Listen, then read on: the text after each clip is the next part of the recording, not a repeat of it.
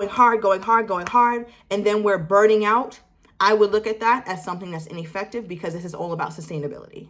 Which is why I don't want you guys to concern yourself with changing and becoming a whole new person within a week or within 2 weeks, right? Our energy is going to oscillate up and down, up and down. That's natural, that's normal. So anybody who tells you, no, we're vibing high all the time and we're gonna do this. There are so many things that we all make ourselves accountable for. And then we end up either having no time for it, we're not putting our best foot forward like we said we would, we have either poor planning, or something is just not working out with all the things that we've put on ourselves. How many times have you said, today is gonna be the day, or today is gonna be the day that I change, or today is gonna be the day that I'll finally put enough effort into my side hustle or my future career, into my family, into my blog, my YouTube channel, like myself, right? How many times have we said that and then have had no time for it and no results? And then month after month passes, year after year, week after week, and we just feel so upset with ourselves. We start to feel emotions like shame. We start to feel like this is just never gonna work. We feel like, why is it even worth it? And then when we allow those feelings to take place, that's when we start to live on autopilot again, until we have that revelation and, oh my gosh, I need to change. And then the cycle repeats itself. So let me know down below if you've been dealing with this cycle for your whole life, like myself, and you're looking for better ways to maximize your time. Here, I want to focus solely on how we can maximize our time, get the most out of the energy that we have, because we don't have 24 hours in a day. All right. Because unless the day is really 36, 40 hours and I don't know about it, then I don't think we have 24 hours, because we're spending a significant portion of the day sleeping, and then another significant portion of our day commuting and doing in between stuff to get to the next task that we need to do. So I really feel like we have a solid maybe 16 if we're lucky, maybe, I don't know, maybe 15, 14 for some of us. So we're working with a very finite sense of time. So we really have to get on and figure out how we can maximize it. So if that sounds like you, definitely stay tuned in this video, because I'm going to be dropping some big gems. We have a whole lot to cover in this video in terms of how we can maximize our time.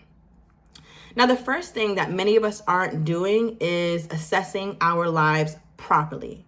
Now, what do I mean by assessment, right? When we assess something, we're figuring out what it needs more of, what it needs less of, what it could do without, what it has to have, its non-negotiables, its boundaries, right? So if you have a certain goal and this is you, and here's your goal, and we need to figure out how to get you here, right? In order to even do that, we have to have some sort of strategy, but not just any strategy, because just throwing spaghetti at the wall, hoping it sticks, is not going to work. We have to figure out, how is it going to be practical for you in your life? Yes, your life, whatever it is that you do, whether you wake up, you meditate, or you wake up and you just go for it, and then you're at work, then you have the kids, then you have to cook, then you have to figure this out. We have to figure out how we can get in that busy schedule of yours. So the first thing that we need to do, and make sure you're writing this down, this is very important stuff, so pause if you need to, is assess. Ask yourself, what time are you most productive? What time are you most depleted? What time or around what part of the day do you feel the most optimistic? What part of the day do you feel most pessimistic? It's important to know how our energy wanes, right? Because a lot of times when we need to get things done, if you really take notice, you tend to do things, or are your most best producing self when you feel the best, right? A lot of times it's human nature. It's not just a you thing, it's an everybody thing. We feel most comfortable taking energy, or taking action, I should say, on the things that we really want to do when we actually have the energy, right? So I want you to try to hack your own self, hack your own day, and figure out, when is that, right? Now, many of us, we have jobs, we have work, and those are non-negotiables. Those have to stay there regardless. So now it's your job to assess, how in the hell can I make sure that I am making time for my side hustle, making time for my mental health, making time for my physical health, for cooking, even within this crazy day, right? So some of you guys are going to need a pick-me-up or a second wind. Times like that, we need to contemplate, can we take a little cat nap when you get home, even if it's late? Can somebody else help you with the kids if you're a single parent? If not, can you maximize your time when the kids aren't around? This is going to require you to get very scrappy about your time. So assess your day and where you're most likely to be productive, because those are the parts of you that you really want to pay attention to. Now, what I love about this method is that it doesn't require you to turn into a whole nother person, right? Because so many times we want change to just happen. And it's like, oh, I'm going to wake up, I'm going to do this. And we stick with it for like a week, maybe 2 weeks, maybe a month if you are like if you're an alien, right? Because I don't stick with turning into a whole new person for more than a month. Just me personally, when I look back at my success and my not success, right? Because I don't want to call it failing, because I learned a lot from that. But if we look at those things, it really helps us get the data that we need to move forward. Okay, so that's one. We're going to really assess what is going on here. Now, secondly, I want to talk about planning ahead, right? Which we touched on just a bit before, but I want to dive a little bit deeper. Now, you know your schedule better than anyone else. Or do you? Do you really know your schedule? Do you really know what eats up your time? Because there's so many of us who say, man, if I just had the time to do that, I would be able to take over the world. Man, if I just had an extra hour a day, I would be able to take over the world. But you do. You do have the time. You're just not maximizing it. So I can bet my bottom dollar that you have much more time than you think you have. Now, what do I mean by that? How many hours a day or minutes, right, do you spend scrolling? If you don't know, I would like you to turn on or take a look at your iPhone. I don't know how it works for Android. I'm sure you guys have some sort of barometer for how often you're on social media. But I want you to take a look at that, because people spend a lot more time scrolling than they think. These are the places that I want us to be able to pull back from. I'm not saying stop completely, but pull back from, right? Because there's so much time that scrolling eats up. I also want you to take a look into, how often do I speak on the phone? What am I speaking about? Who am I speaking to? Now, if it's not life-changing and it's not urgent, then that needs to be cut down to, right? Because we have loved ones, we have best friends, we have mothers, we have so many people who want to talk. And for me personally, when my mom or dad want to talk, they a little behind off. As much as I love them, sometimes I put my phone on Do Not Disturb, because I'm still working on being able to say, no, mom, no, dad, I can't talk right now. So that's my thing. I need to work on being vocal about my boundaries rather than just kind of letting other things do it for me, like the Do Not Disturb button, like my phone is on at this current time. Do not call me if you have an emergency, dial 911. Okay? So these are the little things that we have to work on and really figure out, so that way we can plan ahead for these things. Because again, if we're maximizing our time, we have to make sure that these things don't get in the way when we're working on some larger goals. Another thing, why is it that when you meal plan, you're not already making your sauces in batches, right? The average person, I know you make spaghetti and I know you make Alfredo. Make the sauce prior to that. I know it sounds funny or it sounds silly, but it's so true. On a time when you have off, you can make your sauce. They even have little pallets that you can freeze it, and you can put it in the freezer. So that way, when you get in that kitchen, the only thing you got to do is make your meat, and then you can make your pasta. That is kind of, the pasta does itself. The meat takes 15 minutes, and then the sauces are what takes the longest. So work backwards. Ask yourself in the kitchen, what takes you the longest? And it's usually the preparing, the chopping up of vegetables, or the making of the sauces, right? The flavoring portion of the meals is what at least I've learned. So let me know down below, how do you hack your kitchen time or your time in the kitchen? Because that's another thing that eats up so much time, right? So now we have some tools, and I hope you're writing these things down, because I'm not saying this just for the hell of it. This channel is going up. We are on our path to 100K, and all this channel is going to provide you is solutions, going to provide you with feeling better emotionally, spiritually, financially, mentally. Okay, so this is really a channel I want you to look at, not as something to pass time, but as something that is really going to enrich your life, because that's the only reason why I press record on this camera. All right, so we gave you some solutions in the kitchen that's going to help you cut down some time. We told you to turn on your iPhone timer, or just see how much time you spend on your iPhone, right? We talked about when you talk to people, regardless of how close you are or not, assess the conversations. Unless you're talking business, unless you're talking about something that's really going to empower you, you can hold off until you have a little bit more free time. But right now, you're your most important asset. So if we're able to kind of cut down on those three biggest things, that's really going to free up some time. Okay, now I also want to talk, I'm talking straight to my parents. Although I don't have children, right? But I think this could be a hack. I think a lot of parents hide in the bathroom and lock the door, right? Because I know your 2-year-olds, your 3-year-olds will follow you and, knock on the door. So I've heard.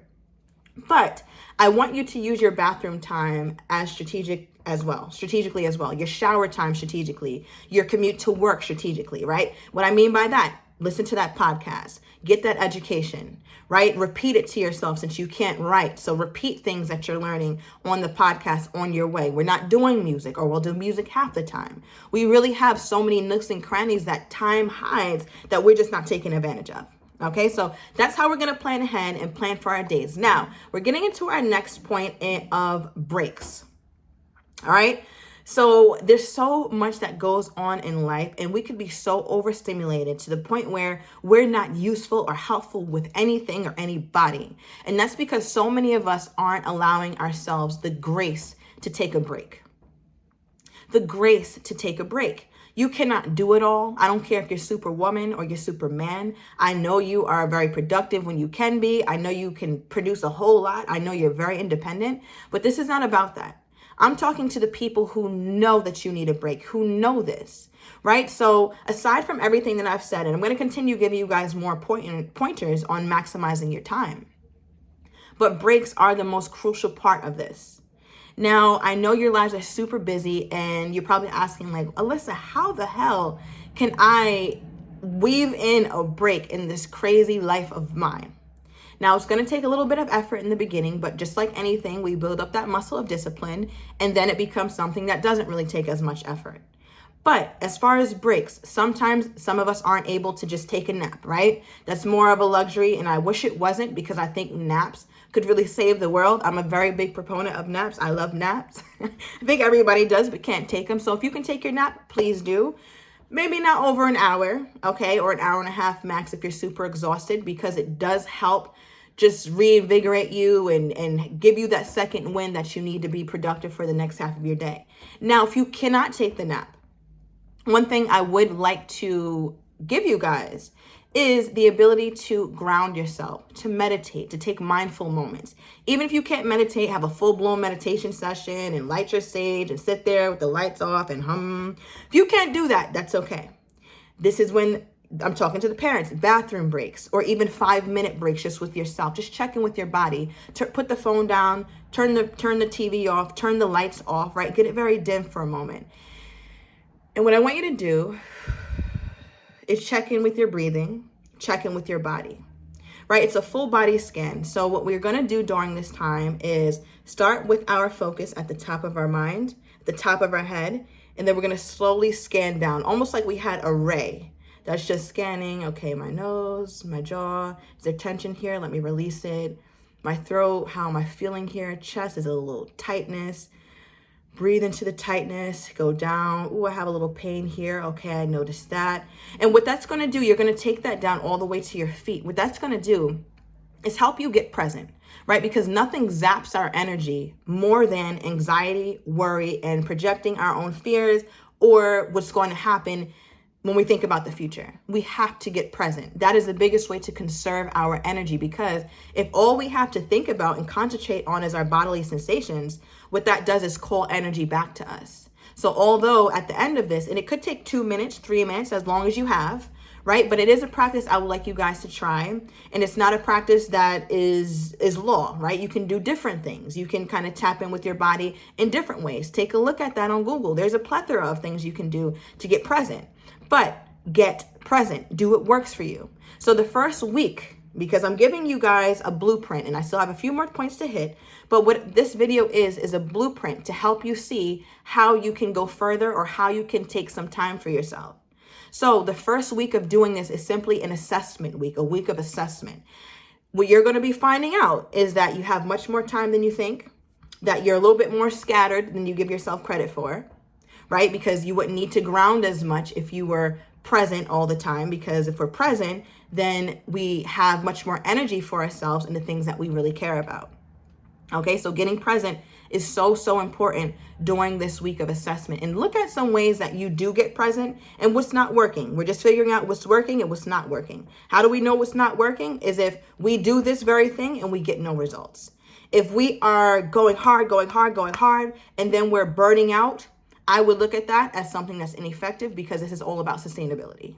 Which is why I don't want you guys to concern yourself with changing and becoming a whole new person within a week or within 2 weeks, right? Our energy is going to oscillate up and down, up and down. That's natural. That's normal. So anybody who tells you, no, we're vibing high all the time, we're going to do this the first week, we're going to do... No, that's not sustainable. You are going to go back to your old ways. But what we want to do is when we hit back our old ways, we don't want to go back so severely. And when we do, that's okay. Because now we have some tools, like I'm giving you in this video, to pull yourself out of that rut. That's all this is an attempt to do. We don't want to change you. You don't need to change in a fundamental way. You just need some you just need some more tools in your arsenal. Right? So that's second. What we want to do is schedule in those breaks of getting present. Now, the next one I have, I think it's the third or the fourth one, is no multitasking. No multitasking. None. I know some of us say we do this and that at the same time, and I could brush my hair and I can do this and I could rub my belly and pat my stomach. No. All that's going to do is cause more chaos and confusion and make us super stimulated, right? Think about your energy as in either being less stimulated, like when I'm just simply grounding. I'm not taking in sounds. I'm not taking in social media. I'm not taking in somebody's voice. I'm not taking in stress. All I'm doing is focusing on my body, helping me get present. But if I'm multitasking, I'm stimulated in so many ways. I'm hearing something, I'm cooking something, I'm listening to something. And think about how many different ways you're directing your energy and how depleting that could be. Right? So when we talk about multitasking, sometimes it has its benefits, but again, we're talking sustainability, right? And if you really want to prosper in whatever that is that you have, whatever you need more time for, right? We all have so many things that we want to go after in life, but I'm speaking to that thing specifically you need more time for. You're going to need to be able to give your undivided attention to one task at a time. When you do this, you will notice that you complete your task more efficiently. So how can you do this, right? So for me, I like to give myself a time frame, right? I say, you know what, Alyssa, I'm going to give myself 5 minutes of pure concentration. I'm not going to start with 30 because I'm going to set myself up for failure because my mind's going to wander.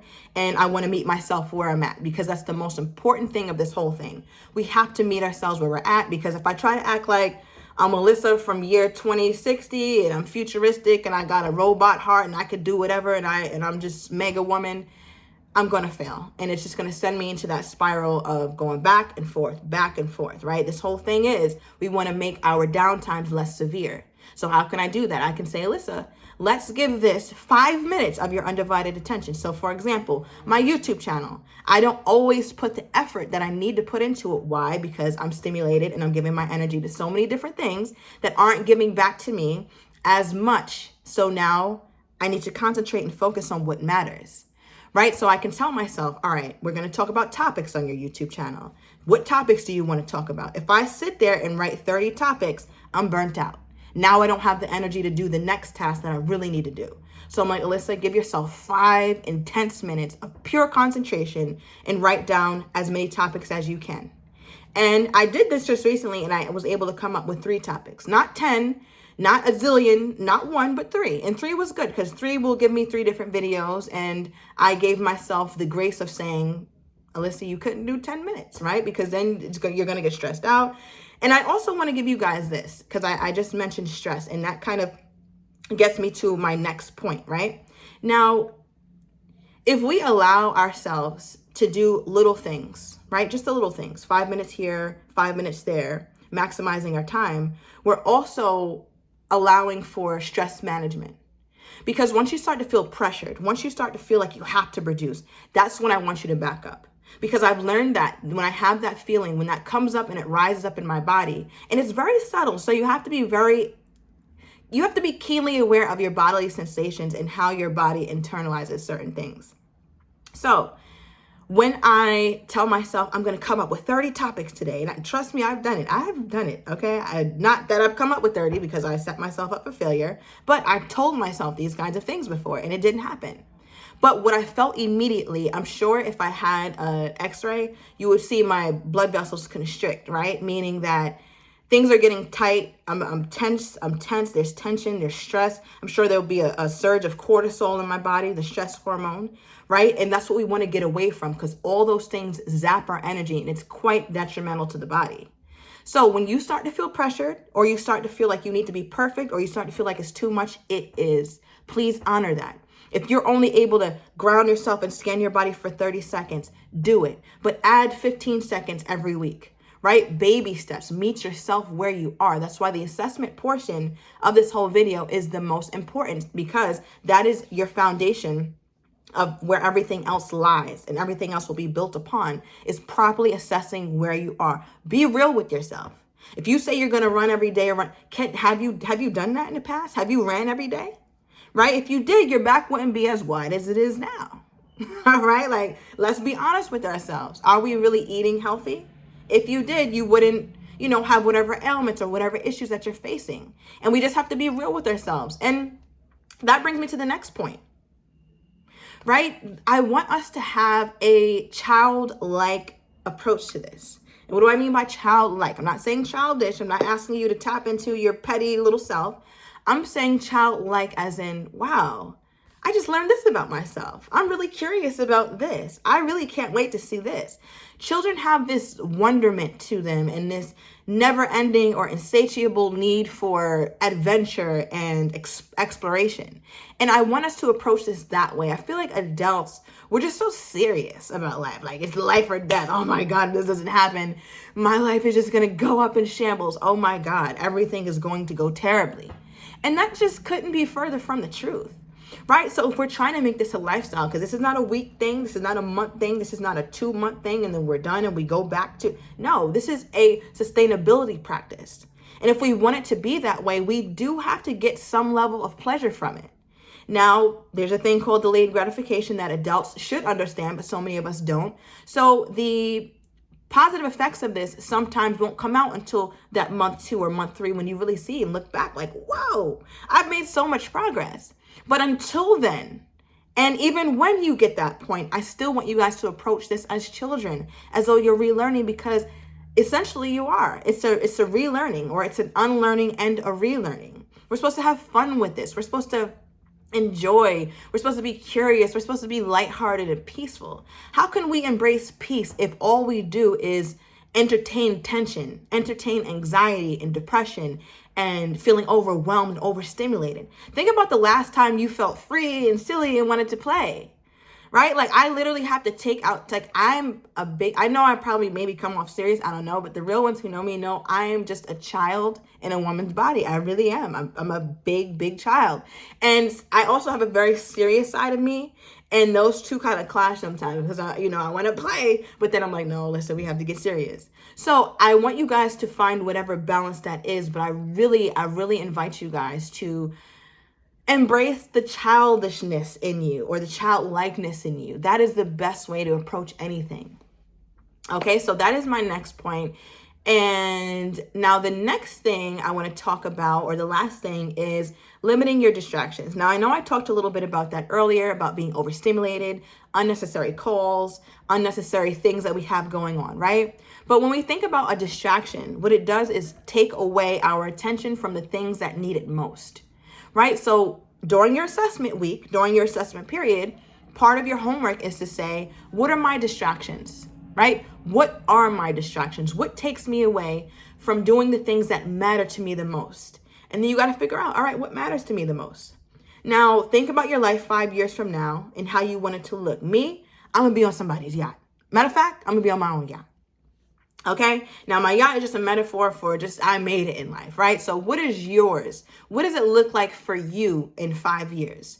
Now, if you're saying, I want a family, I want this, and less about like what you want, the material, that's a thing too. But how do you feel 5 years from now? What does your body feel like when you wake up? What thoughts does your mind entertain 5 years from now, 1 year from now? I want you to write that down, what you would like it to entertain.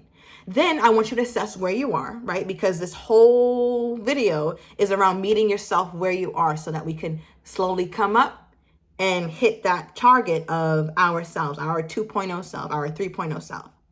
Right now, if there's anything in your life right now that is stifling you from feeling like yourself at your 3.0 state, that is a distraction.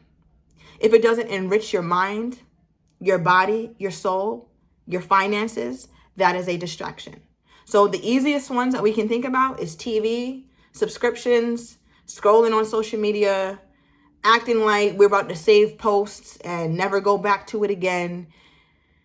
And also talking on the phone, entertaining conversations that are not necessarily fruitful, right? Though I think those are the major distractions, but of course you have your own as well, because we're also very individual. So there's some distractions I may deal with that you're like, what? That's a distraction for you? And it's like, yeah, like for me, if I'm being transparent, one of my distractions is my hair.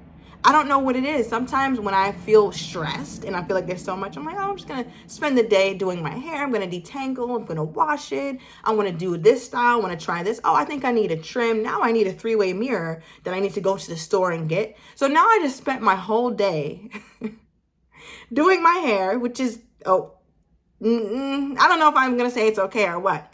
But I'll say it's not the most productive thing, because nowhere in my 5-year or 1-year plan am I saying I want to be this fantastic, I want to know how to do the best hair I could. That's not part of my goal. That's not part of my practice, right? So that doesn't make sense for me. So I should stop, right? So whatever, that's one of my distractions. So you definitely check in to see what's yours.